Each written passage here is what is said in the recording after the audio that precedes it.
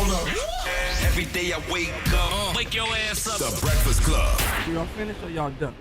Morning, everybody. It's DJ NV, Jess Hilarious, Charlamagne the God. We are the Breakfast Club. Loren LoRosa is here as well. And we got a special guest in the building. The legend. Bobbi Brown. Hello. Wait, which one? Now, I got to tell you. Which one? This is not New Edition, Boston, my prerogative, Bobbi Brown.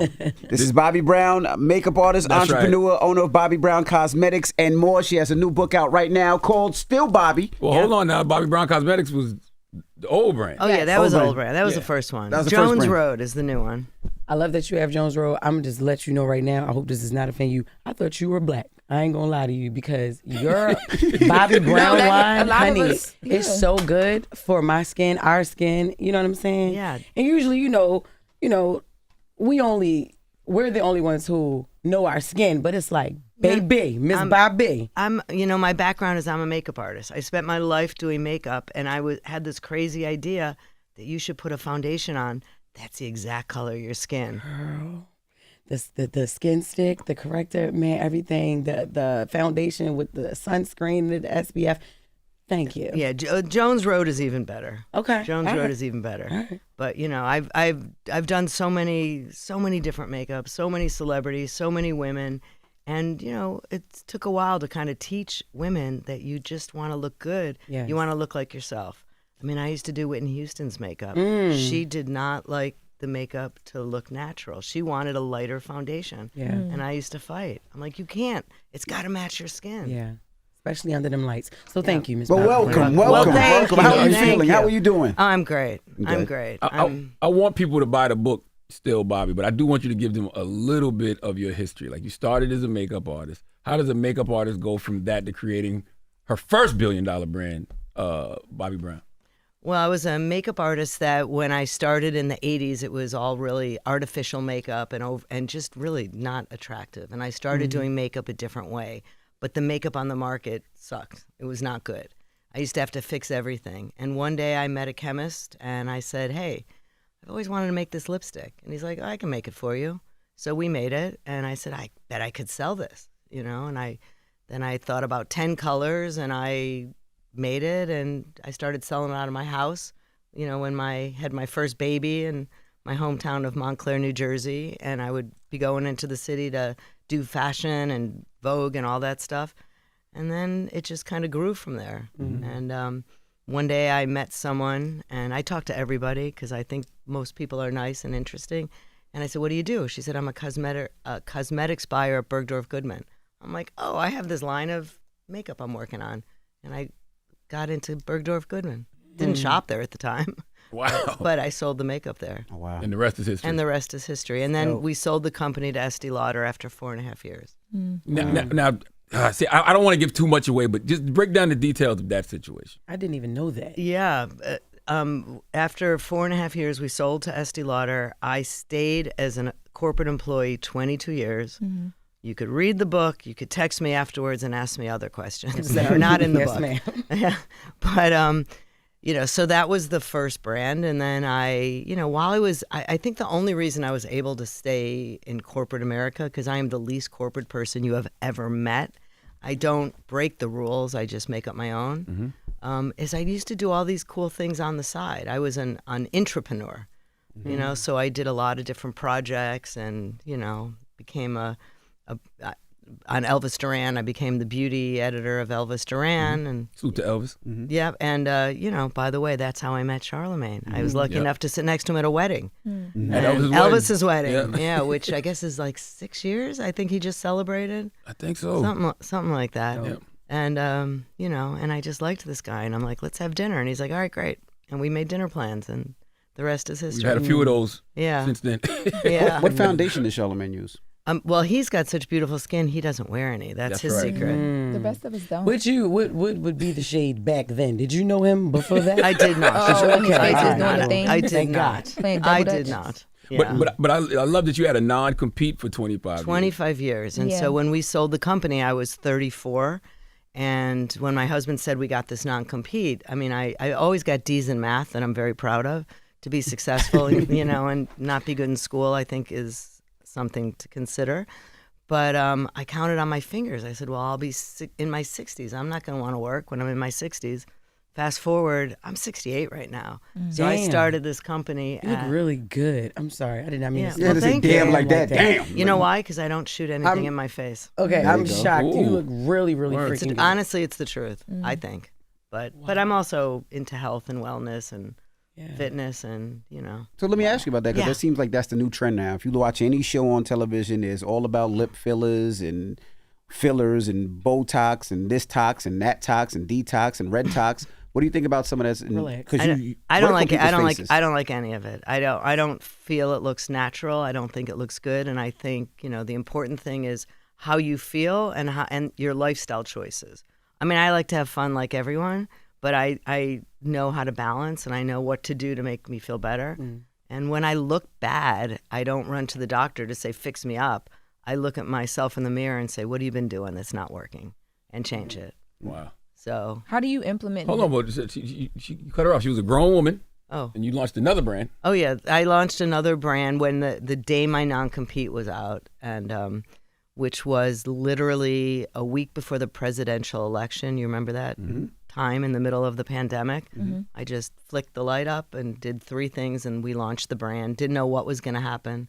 And we're celebrating 5 years this year. Amazing. It's been amazing. And now Jones Road is $1 billion brand. Now Estee Lauder's like, I got to buy this one now too. Huh? Right. No. You're not going to sell it? No, we're not for sale. Okay. I forget what I was going to. I guess now that we're here in that part of your journey, like business wise, like what are your go-to, like here's what I always rule of thumbs in business, because you make it just seem so effortless. Like, I met a woman at Bertolf Goodman and boom, we're in the store. Oh, it's not effortless. That's why you got to read the book. I know it's not, but and not giving away too much from the book, but like, what are those things that you kept very near and dear to your chest that honestly you do every time? Honestly, it's common sense. It's just doing things the way you do things, and it's doing things the way, my parents taught me, my grandparents. Like, I grew up with this loving family, complicated but loving. But they were, everyone worked really hard. Everyone had to be nice. You had to be nice. There was no excuse not to be nice. And you had to, be a little creative with your thinking. And when things didn't work, you're like, all right, that didn't work. Let me do something else. That's how I lead business, is like the same way I would lead my life. And I'm like right to the point. Like I don't mess around. I don't like when people are like talking about what they should do and how and strategizing. I've already done it. Period. Yeah, I've already done it. Now, how do you work with, I know your son is the CEO of your new company. A lot of people say, you know what, I don't want my family a part of the companies because family usually mess things up. You can't talk to family, but you took a different route. So break that down a little bit. I did not choose to work with my family. And my husband and I've always done everything with my husband. But our kids were not interested. 3 boys, none of them were interested in beauty or business, really. And it just kind of happened. Our second son, Cody, who I named Dakota, which I thought was the coolest name, but he's Cody. He came to work with us on some growth things. He knows a lot about digital marketing. He's now people meet us and they're like, "Oh my God, your son is is the guy." I'm like, "Yeah, I'm so proud of that." But so he started helping, and we had a COO, we had a president. One by one, Cody started doing their jobs. And so it's like it seems like the more we get rid of people, the better our team is. It's about having like your community, your posse, and putting your heads together and figuring out what to do. And he's been incredible. I mean, he's just been incredible. And it's not the easiest thing working with the family. I'm sure. On top of that, my head of brand is his wife, which is amazing. And she's a very beautiful, tough, smart woman. And they have my 2 grandkids. So I've learned, the most important thing in my life is not to piss them off, because I want to see those grandkids every single day. How has motherhood influenced your philosophy in business or beauty? The greatest thing about being a woman and being a mother is we know how to multitask. If I ask my husband or my chiropractor, any guy a question, they stop what they're doing and answer you. Women, you ask a question, we're on the phone, we're getting our nails done, we're chopping vegetables. So it's, I just think being a mom, I have figured things out, how to get the kids ready for all the things. I mean, you tell me, how's it like, having 4 daughters and watching your success? Man. And how do you fit it all in? Well, I know how you fit it in. You have the best wife That's in America. A fact. That's it. You do. That's what I was about to say. Yeah. Give her all the credit. I'm just here. Like she handles, she's the CEO of the household. Yeah. Yeah, she makes our lives that much easier. And she just loves you. Man, and I She love does. her. So if I told my daughter that last night, my 10-year-old, I was like, this is the most important woman in our life. And then my wife goes, all right, stop gassing it up. And I'm like, who else would it be if not you? And I really feel that way. Yeah. It's evident. You dedicated your book to your husband. No, he is Salute to the Steven. light of my life. He's amazing. Okay. And by the way, we've been married 37 years. It's not easy, guys. Nothing's easy, right? Is there anything easy in this world? Nothing's easy. I work really hard. Yeah. How has he impacted that journey? Between the woman you are, your professionalism, business owner, all of that. How has he impacted that journey? He's look. I can't do anything without him because I'm the one that's like, oh my God, how am I going to do this? I'm only 4 hours sleep. I just got back and he's like, calm down, breathe. That was what he said to me on my way out of the door this morning. He said, breathe. I didn't. That was my first one. Was there anything you discovered about yourself, maybe something that even surprised you in the process of writing this book, reflecting on your journey? Actually, yes. And I suggest everyone writes a memoir at some time in their life, even if it's not to be published, because it's very cathartic. It's not like being in therapy where you discuss things, but when people ask you questions and you're talking about your journey, you start to tie things together. And I realized how watching Papa Sam and his car business, who came from another country, watching my dad kind of go through he was a lawyer, but then he kept hating it and doing other things and then coming back to it because that's what paid the bills. I realized some of my entrepreneurial spirit is from watching all my family members. The girls who are like starting today where they're not doing like magazines because everything's digital and they're trying to grow their brands like physical products, what do you advise them to do? Because everybody's online with a product now. Right. Well, you just, I have a lot of, female founder friends and male founder friends, and I help them all. And I tell them the same thing my husband tells me is breathe, first of all, and just keep doing it. You just gotta, how do you start? You just start. And you just keep doing it. Put a post up. If it didn't work, figure out what you're going to do next. And, and meet people. Get out there and meet people. I was going to ask, why is it so important for you to document a lot of this? This is your 10th book. Like to share a lot of knowledge. Why is that important to you? Well, I think somehow, all I wanted to do when I was a kid was be a teacher and a mother. So I'm kind of both, right? I mean, I'm a mother. I'm definitely a teacher. I like to learn. I'm notorious for wanting to try new things and learn new things. I like to surround myself with really smart people to teach me things, but I also like to surround myself with young people that I would like to teach certain things.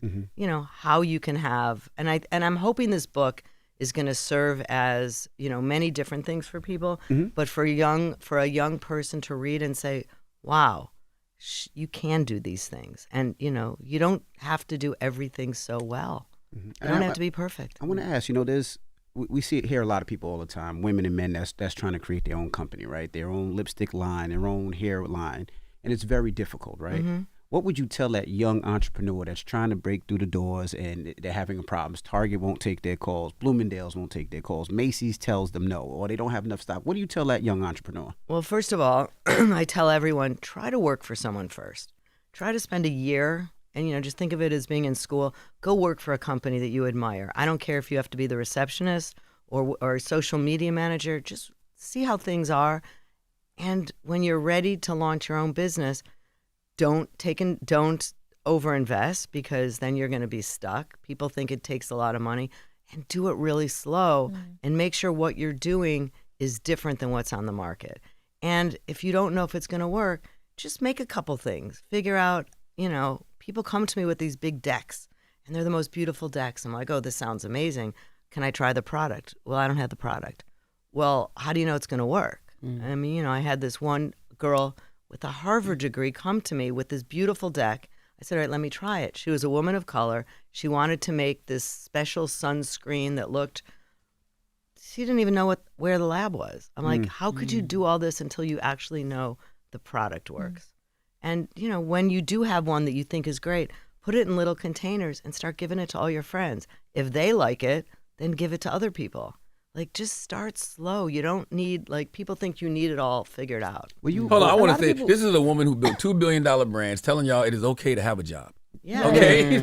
She's saying work for a year, so that's what I'm saying. But still, but most yeah. people will be like, we know a lot of entrepreneurs that be like, no, I don't want to have a job. You shouldn't have a boss. Yeah, but first of all, you got to learn things like arriving on time, saying hello, or if you're late, calling and saying, I'm so sorry I'm late.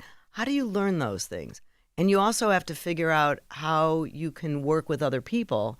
And so, it's okay to work with people that you don't like because you have to learn how to do it. Like all these things in life, we're learning things. I was going to ask, with makeup, it seems like it's a difficult industry, right? And the reason I say that is like the red lipstick, right? Charlamagne puts it on his lips, and he might have a reaction to it. That's a fantasy of his, Bobby. No, it's not. Or something like that. You never know what product works with somebody's skin. How do you go around that to make sure something can work for, I guess, everybody? Or do you say, I'm looking for a particular market and I'm going to focus for that? Either one of those work. It doesn't really matter. I mean, Jones Road is a clean makeup brand, so I know people are not going to have problems with it. I also know the only people that aren't going to like Jones Road are people that like artificial makeup. If you like artificial makeup and want to look like that, there's other brands for you. So I don't have to be everything for everybody. But what I want, it's why Jones Road, I think one of the reasons why it's successful is because it's what I believe in, which is makeup that when you put it on, you just look better. And you don't know why. 'Cause it's almost like magic. You're like, oh my God, what happened? Because it looks like you. You look less tired. Your skin looks more even. It looks fresh. But that's my aesthetic. It's not every makeup founder's aesthetic. And my biggest warning to people that want to start their own brand is don't just go out there and do what other people are doing. You got to have a point of difference, or you're just going to sit there and you're going to invest too much money. You're going to borrow from everyone you know, and then you're going to be like, well, this didn't work. Yeah. I saw your master class, and most people, and hearing that you want to be a teacher makes a lot of sense. Most people who teach, while teaching, you're still learning a lot from other people. Right. What are you still learning today with all of this success? Oh my God, I'm learning so much. First of all, I'm learning a lot. I'm learning how to hip hop. That's the most important thing, which I need some help with. I love. There's nothing I like better in life than dancing. You dance, and have you ever seen a Jewish girl dance? No. It's not pretty. But I do it anyway. You about to dance? Huh? I thought you were getting up to dance. Just follow her on Instagram. But that's how I wake up every day. Is I follow this guy in the UK who's a hip hop dancer, and it just gets my brain going in the morning. But I know that wasn't the question. What was the question, please? Just what are you still learning today? Like with all your success. And, that was an answer. It was. Just trying new things, I guess. Yeah, I mean, just trying new things and just being curious, and you never know who you're going to meet and what interesting thing's going to happen because of it. Yeah, don't say learning how to hip hop though. Just say I'm learning hip hop. Yeah, I'm learning hip hop. Learning how to dance hip hop. Learning how to dance hip hop. Yeah, it's like the stuff I say to my husband about golf. I'm something. Oh, you're playing. Whatever I say, it's never the right thing about golf. Now, I wanted to go back to your artificial makeup. Yeah. What is the difference, and does that affect skin? Right, because my daughters dance. Yeah. And they have to wear makeup. Oh yes. Because it's like it's hair's back, lipstick. And I always wonder, will that makeup that they put on affect them later on? As long as they wash their face before they go to bed, most of the time. If they miss it a day or two, they're going to be fine. But no, as long as you take care of your skin, then you're going to be fine. And it's not even the makeup on your skin that makes problems. It's like you see people with the craters sometimes. I always wonder if that's like an effect of makeup. Jerry curls used to do that too. Yeah, no, I think you never had no Jerry curl. Look at your head. No, I'm saying Jerry curls used to do that. If your hair is dirty and it touches your face, you like my face will. Yeah, you've got to clean yourself, but you also have to really realize so much of skin. Skin's an organ. It's the food you put in your body, and if you're eating junk food all day long every day, you're gonna look like junk. Damn. What about fried chicken, Bobby? You know what? Just do. First of all, I also went back to school, got my degree as a health coach. Okay. So fried chicken, French fries, those things that taste good. Just do less of it. Just don't have it as your everyday diet unless you don't care about how you feel. Okay. I mean, maybe you feel good. I don't know. I don't feel good when I eat junky food. Yeah. Same. You know. That's interesting to hear you talk about going back to school, because a lot of entrepreneurs, especially in the beauty space too, will say they don't do school because it doesn't, like, nothing creative comes out of being in college and being in a classroom. A lot of people feel like that as well. Well, I went to my third college, which was Emerson College in Boston. I went because I wanted to study theatrical makeup. They let me. They didn't have a course. They let me make up my own course. Well, I didn't know the word entrepreneur back then. I still don't know how to spell it, by the way. But they let me make it up. So I learned how to kind of craft my own road by going to school. So I have a degree in theatrical makeup. Wow. The thing I love about Still Bobbi the most is, like, it just shows how rooted in family you are. And when you think about the two, major brands that you've built and you raised a family, what were some of the hardest trade-offs you had to make? It was tough. I mean, I when you commit to a certain trip, if something comes up, I couldn't cancel it. Mm-hmm. I once was supposed to do like this big fashion show, and I said yes to it. It was confirmed. And then my kids and my husband said they're going skiing, their whatever break it was. I canceled the fashion show. And guess what? They never hired me again. Oops. Oh, well. So every year I made sure I went to the principal the first day of school with lip glosses, say, hi, here's a gift for you. Could you please tell me what are the dates? Like, when is the school sing-along? When's, the teachers' conferences? Because I wanted to be there. And I put them in my calendar. So I blocked those out. And I never missed one. I think I missed one out of all the years of the three kids, one of their sing-alongs. And my kids are wonderful, but they got no talent. But I was at every sing-along. None of them could sing. None of them could dance, but I was there. Looking back, would you change how you balanced those roles? No, I got really lucky. I really did put my family first. And, my kids might say I wasn't there all the time, but for a working mom, I was there. I was the class mom almost every year for at least one of them. And it was so stressful for me because I don't know how to type. And how could you be a class mom and not know how to type? Yeah. I don't know how to type. What would you say to women who feel like they can't have it all, like they can't balance it all? You do what you can. I mean, I got better as I got older. Like, I was not this Bobbi Brown when I was a 30-year-old, worker or mom. I got better, and I just learned. I hacked my life. I just, I hacked my life. Things that were stressful, like, realizing your kid has a birthday party on a Saturday and you didn't buy a gift, and you run out, you buy a gift, and then you come home and you got to wrap it and you got to get the kid ready. I'm like, this is stupid. I went to the local bookstore and I bought gift certificates for $10 and $20, and every time they had a birthday party, I just threw a couple in an envelope. I'm like, I'm done. Oh, I've been doing that one. Wow. I know, but I didn't think of that. No, that's the easy one. Yeah. Get a bunch of gift certificates. All right, go ahead. Yeah. Have a good one. We have 6. Yeah, I have 6 kids. yeah. Yeah, me and my wife got 6. Wow. We're married 24 years. Yeah, 6 kids. Logan's number 2. Madison is older. I didn't know you guys were married. No. Oh, okay. I was like, you look. She has a Mexican. Yes, she's married to. I don't have a Mexican. Yeah, that sounds crazy. That sounds like saying my husband is black and Mexican. Crazy. We have 2 kids. 2 kids. And I'm glad. Me and my wife have 6. And I'm glad that and you have 4. 4. Yeah.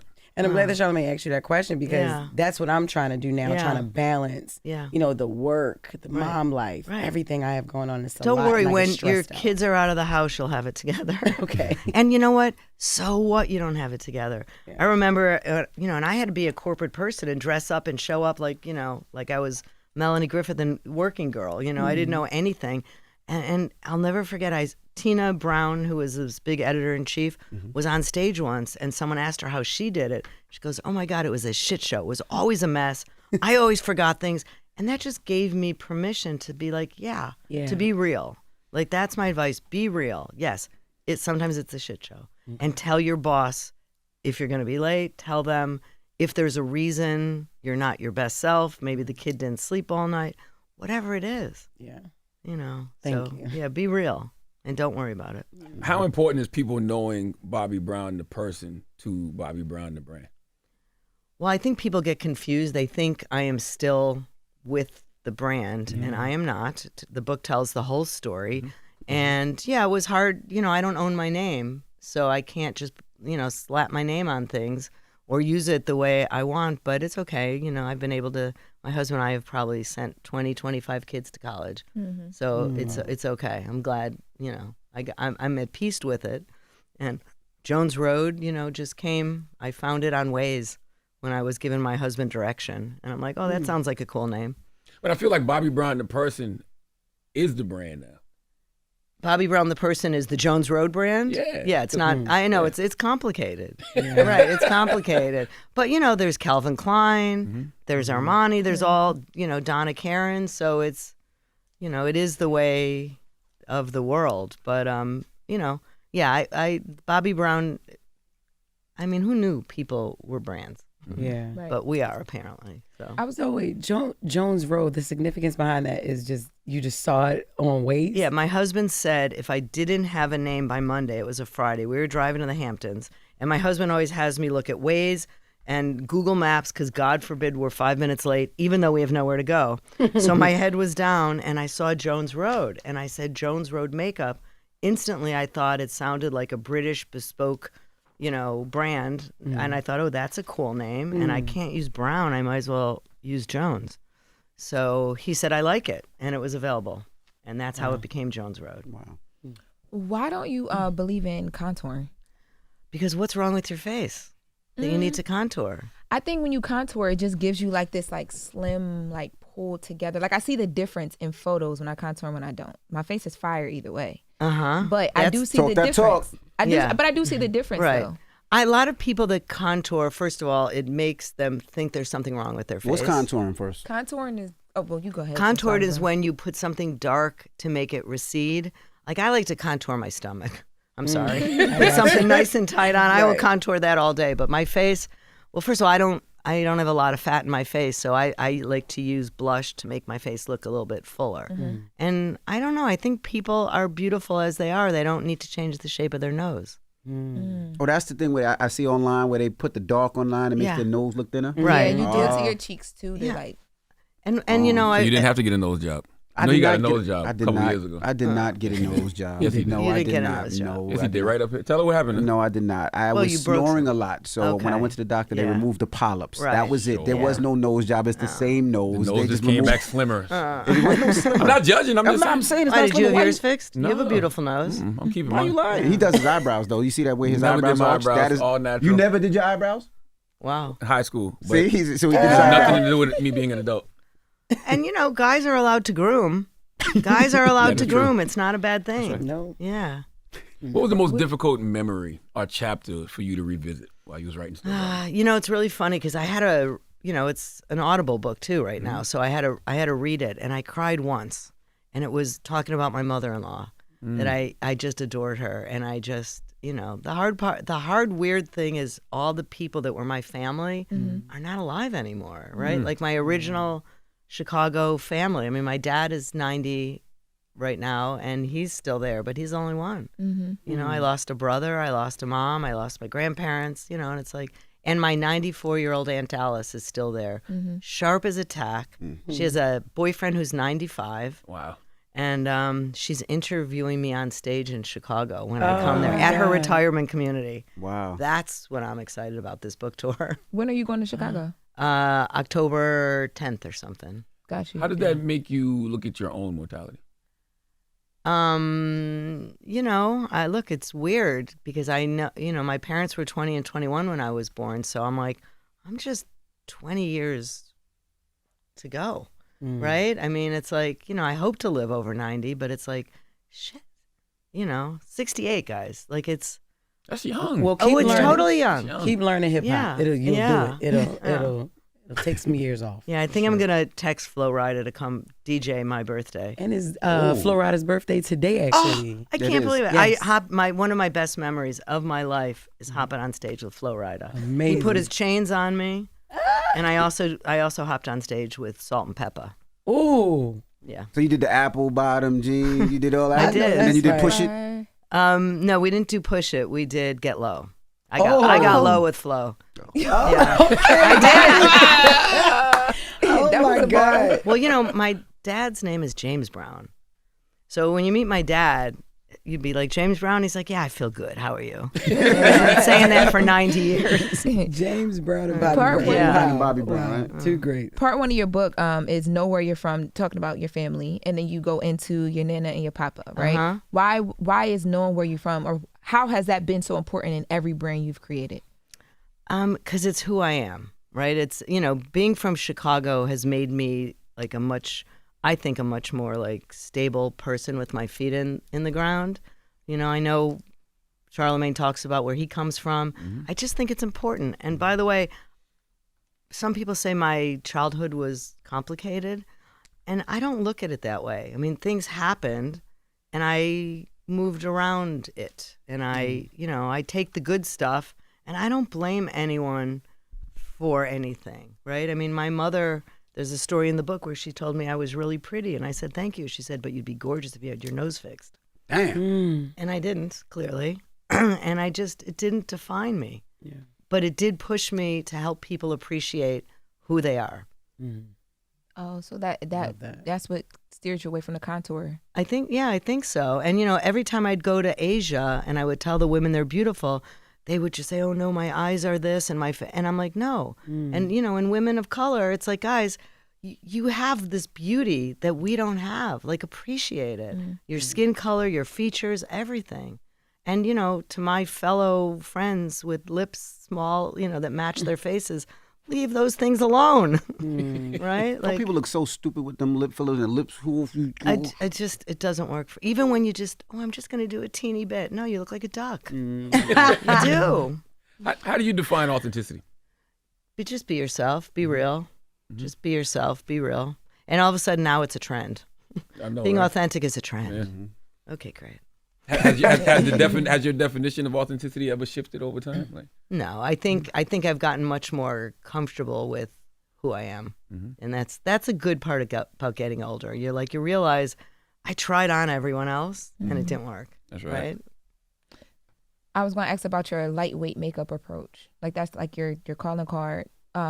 How do you deal with people who are on the other side that feel like lightweight makeup isn't as substantial or doesn't show up the best, or like when people are complaining that things are so light? It's fine. Stop complaining. Go use something else. It's fine. Yeah. I mean, there's, not everything works for everybody, and that's okay. You have such a simple approach to everything. Everything is I simple love to it. me. Yeah, for real. 'Cause Yeah. it seems so, like, to get to where you are and what you do, especially with product, Yeah. it feels so heavy when you're trying to do it, but you are sitting here just like, no. Well, first of all, and also don't forget about your people around you. Ask their opinion. Do you like this? Like, that's how I started. I had these little, I made Miracle Balm. I didn't know it was going to be this big company.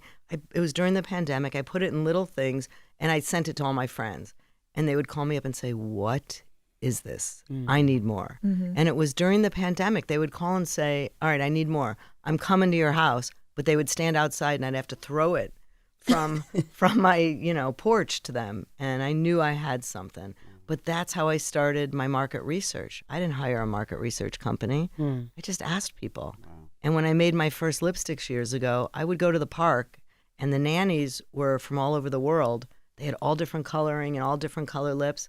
They would try things, and I would see how it looked on them. That was another focus group. It's just common sense. Amazing. What do you hope readers take away from Still Bobbi?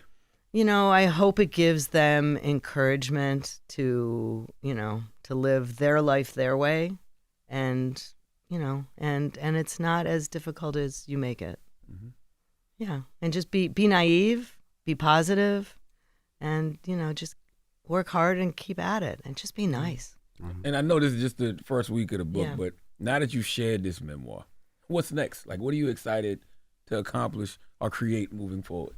Not even just in the beauty world, just in life. I try things. Like, I did a series on YouTube that I can't seem to get enough eyeballs on called I Am Me, which I interview all these really cool women. I don't know how to get more eyeballs on it, but that's fun. It was sponsored by JP Morgan, which is cool. And I'm like, all right, I'll just keep trying stuff. I had a podcast with iHeart. Yep. It was cool. It was fun. I'm like, I don't know, maybe I'll do something else. I don't know. Don't know. You get eyeballs on it by going on Mel's show. You go on Mel Robbins' show, and you tell everybody you have To the look at podcast this. and the YouTube. Yeah. Yes. All right. Well, I'm that's on my list. I have her, and I have one other one, and then I'm good. Okay. Yeah, and then I'm good. This was on my list, so thank you for this. And by the way, when I became Time's 100th this year, and Congratulations. thank you. And they said, we're going to reach out to someone you know. Who would you like to write this thing? And they said, we need 5 people. And I ranked them. And number 1 said yes. It was Charlamagne. Mm-hmm. But so there I was walking the red carpet. You know, Bobbi, look here. Bobbi, look here. People didn't say, how do you feel about this award? You know what they said to me? How do you know Charlamagne? How did you get him to do this? And I'm like, really? No, I love Bobbi. Yeah. I love Bobbi and I love her husband, Steven. And the thing I like that you bring people together. Like, you know, that dinner you had with all of these different people from all different walks of life, the masterclass, and just making everybody. Salman Rushdie was at that dinner. Salman Rushdie, I'm sitting there with like Charlamagne and Salman Rushdie, you know, and Don Garber, the Major League Soccer czar. You know, it's just funny. Amazing conversation. Yeah. Everybody, you know, put their phones down and just talk. And I just think that does so much in bringing people together, man. And I think we need those kind of safe spaces in this world that we're in right now. That's what your sit down conversations are like too. All those people, I'm like, I never would have even known who these people were. Yeah, And then- people are interesting, by the way. I love people's stories. And Jones Road just launched something called Beauty Stories because I want to share people's beauty stories. You know, think about your grandma, your mom, your aunt. Where did you learn? And what things kind of stay with you. I love that. Yeah. Still Bobbi, a masterclass in leading an authentic life is available everywhere you buy books right now. That's right. So make sure you pick it up. And we appreciate you for joining us. Absolutely. And thank you so much. Oh, my pleasure. Thank you for having me. Bobbi Brown, it's the Breakfast Club. Good morning. Hold up. Every day I wake up. Wake your ass up. The Breakfast Club. Y'all finished or y'all done?